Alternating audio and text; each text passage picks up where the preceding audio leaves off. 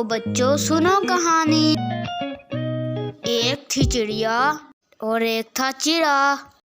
चिड़िया लाई दाल का दाना और चिड़ा लाया चावल का दाना और उन्होंने खिचड़ी पकाई। दोनों ने मिलकर पेट भर कर खाई।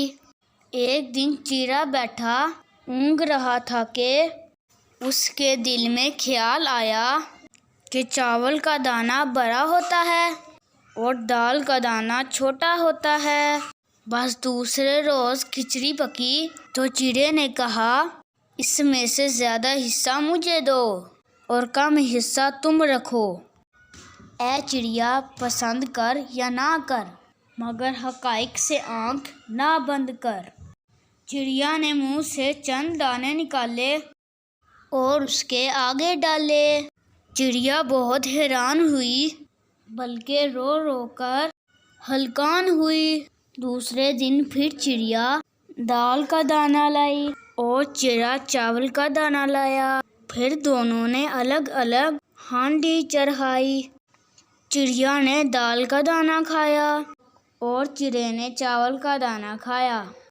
दाल खाने से चिड़िया का हुआ पेट खराब और चावल खाने से चिड़े का हुआ पेट बंद।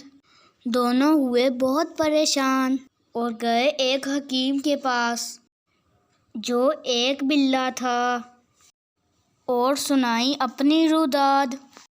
बिल्ले ने दोनों के सर पर शफकत का हाथ फेरा और फेरता ही चला गया।